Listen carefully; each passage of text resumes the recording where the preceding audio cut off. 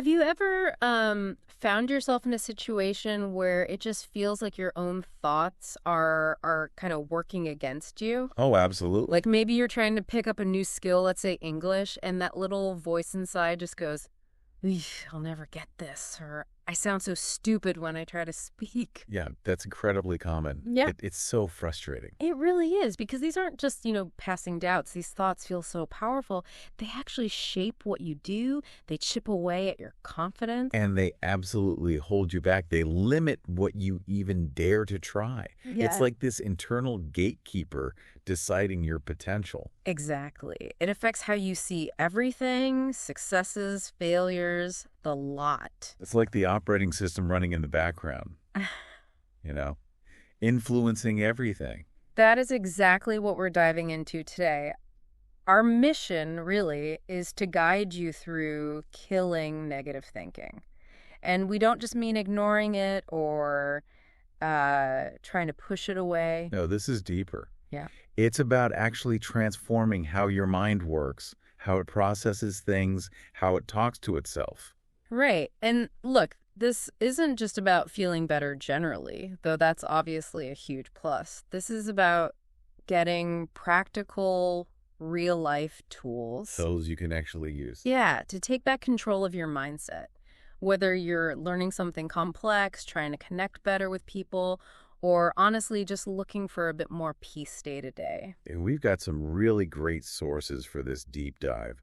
Material that digs into why we think negatively, points out those common mental traps we fall into. And gives concrete strategies, things you can actually do. Exactly. Actionable stuff. Okay, let's unpack this then. We'll start by figuring out what negative thinking really is, then touch on why our brains seem, well, wired for it sometimes. The infamous negativity bias. Yes. And then, the most important part, a multi-pronged approach to fight back. Mental shifts and concrete actions.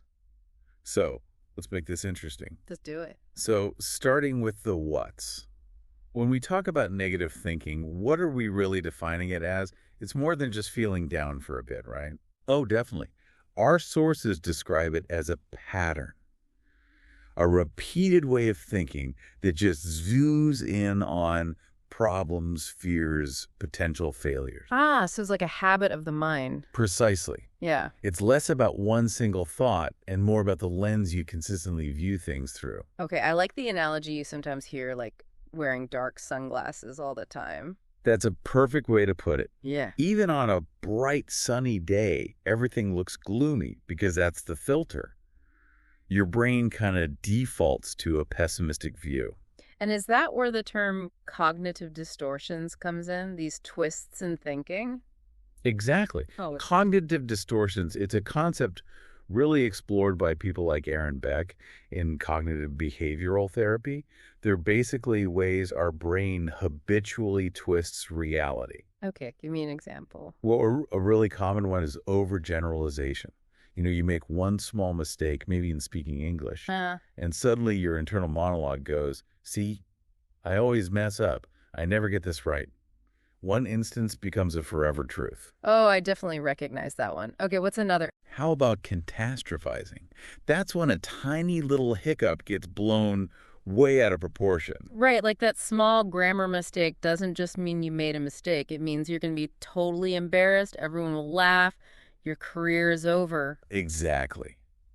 The perceived consequences are just wildly out of sync with the actual event. Total disaster thinking. Okay, so recognizing these distortions is key. It is. But here's the absolute cornerstone insight, the crucial first step.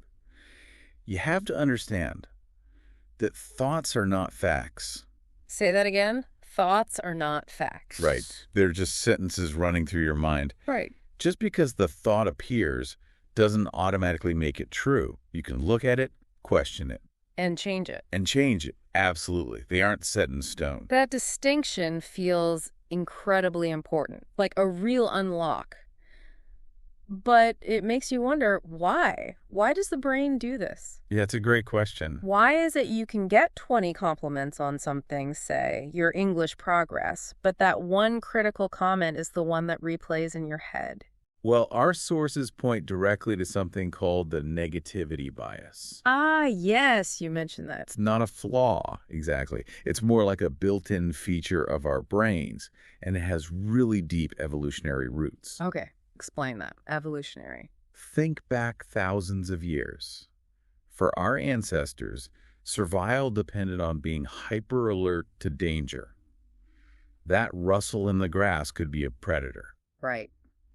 Better safe than sorry. Exactly. Focusing on potential threats, remembering negative experiences like where danger lurked kept you alive. Yeah. Your brain prioritized threats because ignoring one could be, well, fatal. So it's an ancient survival mechanism. Makes sense. Modern neuroscience sees it too, areas like the amygdala giving more weight to perceived negative stuff. But here's the interesting part how that plays out now. That system was great for avoiding saber-toothed tigers. Right, but maybe less helpful when the threat is just, say, conjugating a verb incorrectly in front of people. Exactly. It creates all this mental noise, as our sources call it, that isn't really serving us anymore. That ancient wiring makes you fixate on the one word you messed up. Even when you nailed the other 20 things perfectly, it's still scanning for danger, even when the danger isn't really there in the same way. But understanding this is actually quite empowering, isn't it? It's not about blaming yourself. Not at all. It's the opposite. Mm. When you realize, okay, my brain is just trying to protect me using this old program, Yeah. you can kind of step back. You can acknowledge it without getting swept away. Like, okay, brain, thanks for the warning. I hear you trying to keep me safe. But this situation, it's not life or death. It's just a proposition. Precisely. And that acknowledgement, that separation, that's where you start to take charge again. Okay, so understanding the why the negativity bias is crucial. Now, how do we actually start noticing this inner critic when it pops up?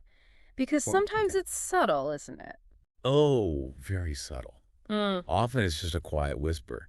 You might not even consciously register the thought until you suddenly feel that knot of anxiety or that dip in your motivation. So you need to become aware Yeah, to sort of catch the thought in the act. exactly. Awareness is the absolute first step in practice.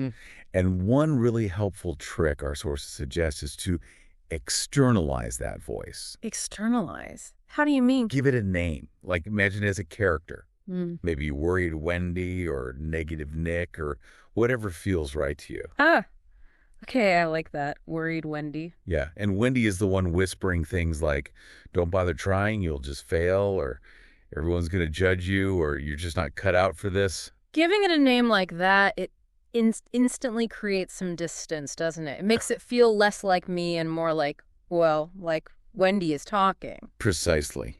Yeah. It stops being your inherent truth and becomes an external opinion, maybe even a slightly ridiculous one.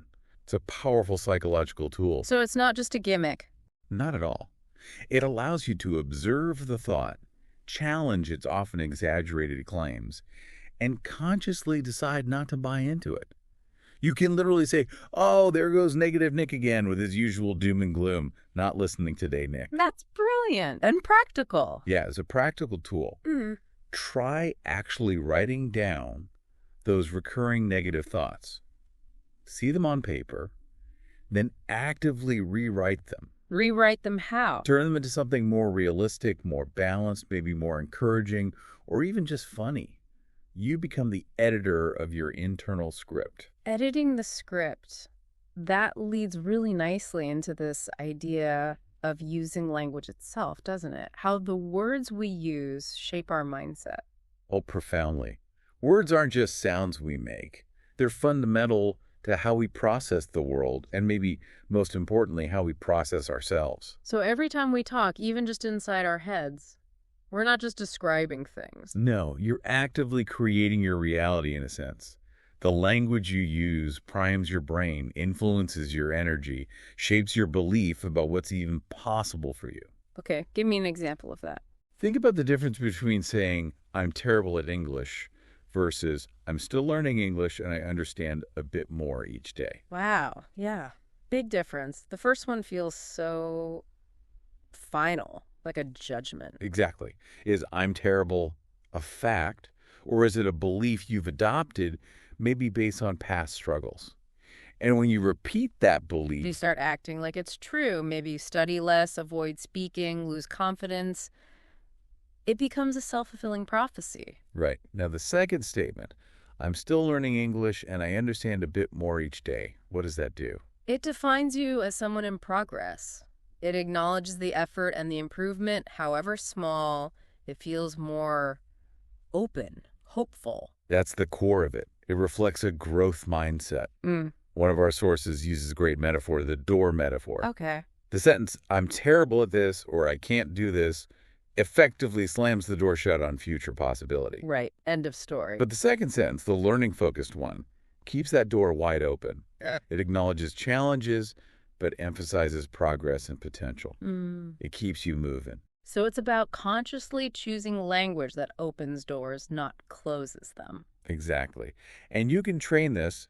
There's a simple but really powerful three-step process you can use. First, notice when you use a negative limiting sentence about yourself. Okay, catch it. Second, pause and question it. Is this thought 100% objectively true? Is there any evidence against it? Challenge it. Got it. And third, rewrite it. Actively rephrase it into something more helpful, more balanced, more encouraging. "I always mess up" could become, "Okay, I made a mistake there. Mistakes are how I learn. What can I take from this?" It sounds a lot like learning to be a better friend to yourself. That's a fantastic way to put it. You wouldn't constantly tell a friend they're useless if they were struggling, would you? Of course not. You'd encourage them, point out their strengths, remind them of their progress. So do that for yourself. Speak to yourself with that same kindness, that same honesty, and that same encouragement. That's how you start dismantling the negativity. Okay, this is all great for the moment-to-moment thoughts. What about building more resilience over time? Our sources talk about daily mental hygiene, right? Yes, Exactly. exactly. It's a great analogy. We brush our teeth daily. We wash our hands. Small, consistent actions for physical health. Mental hygiene is the same principle for your mind.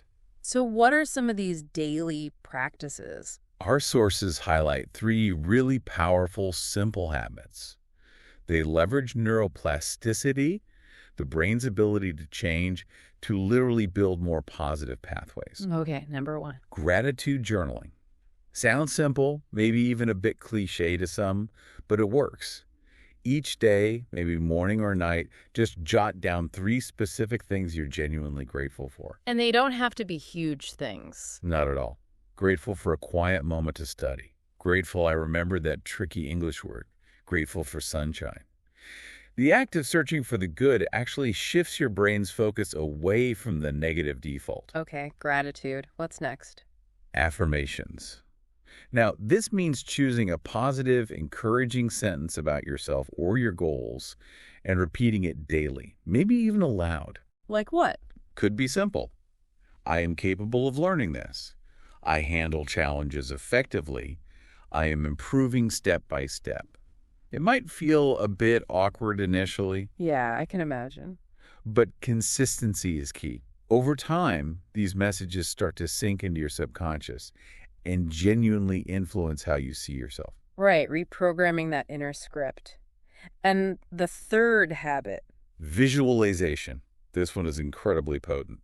Close your eyes and vividly imagine yourself succeeding. Like actually picture it. Yes.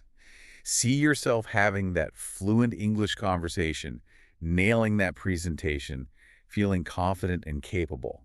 Feel the positive emotions associated with it. The more detailed and frequent the visualization, the more your brain starts to believe it's not just possible, but likely. So you're priming your brain for success. Exactly. These aren't just feel-good exercises. They are active brain training. You're deliberately strengthening positive neural pathways, making positivity more of your default state. This makes sense. You're building mental fitness routines. Now, what about the world around us? Our sources also mention the impact of our environment. Ah, yes, this is huge and often underestimated. Your environment, the people, the places, the information you consume. silently shapes your thoughts and emotions, often without you even noticing.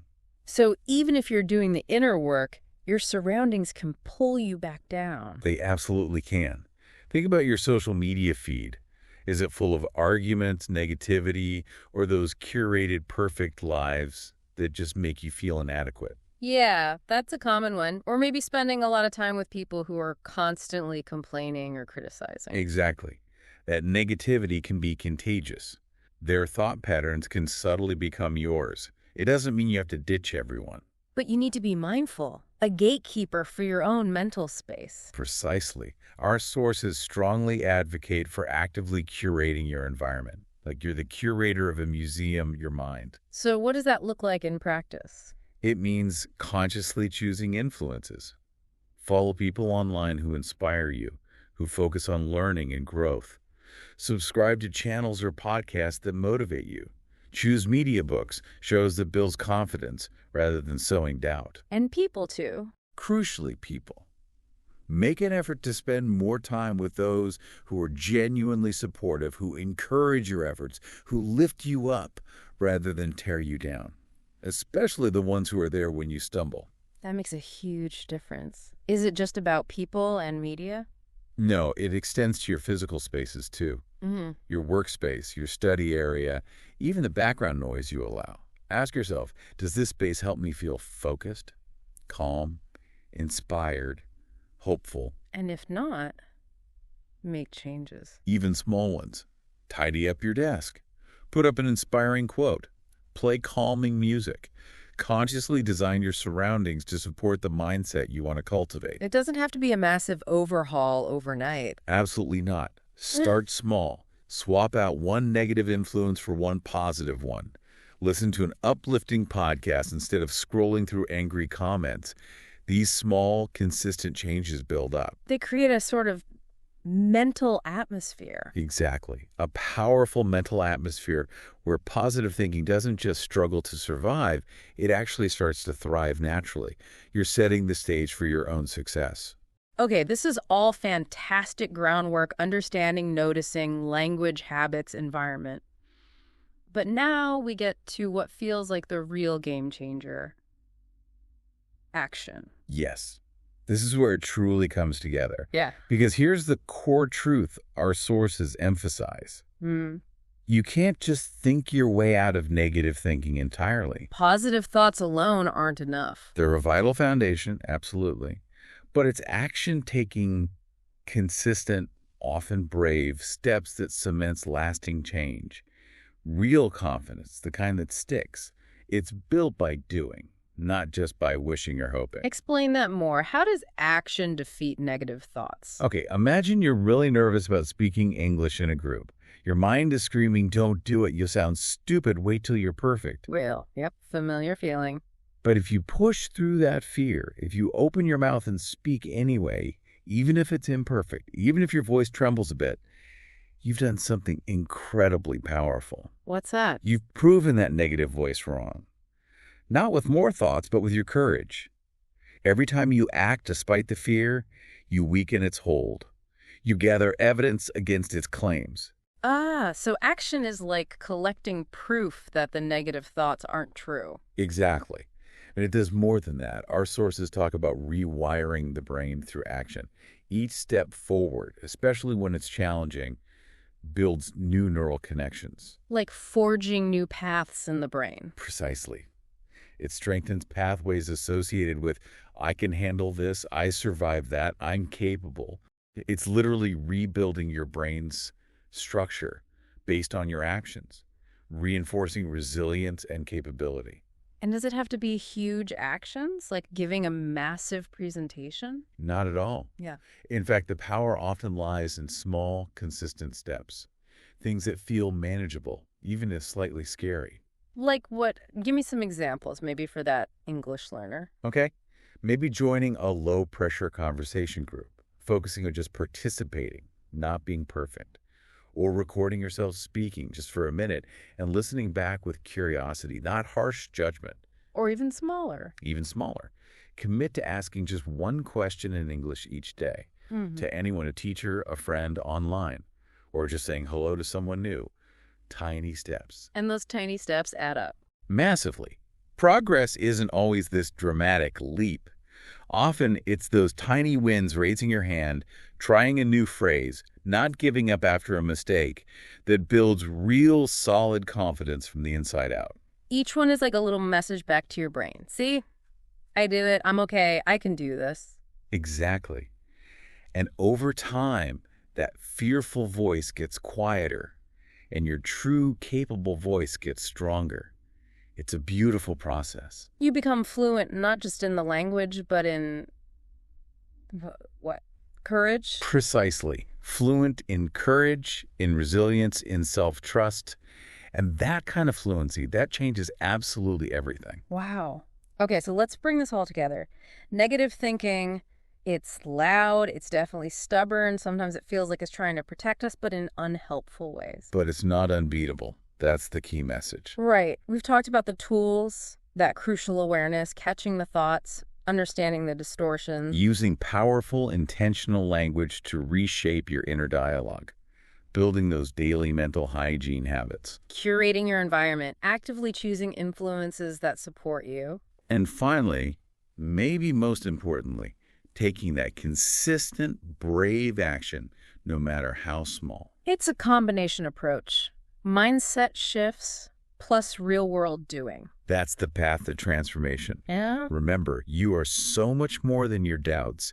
You are definitely more than your mistakes. You're becoming something incredible. It happens one thought, one word, one brave step at a time. It really does. So here's something to leave you with. Remember, the most powerful language you will ever learn is how you speak to yourself. That's powerful. So think about it. After everything we've discussed today, what's one negative thought you are going to challenge? What action will you take?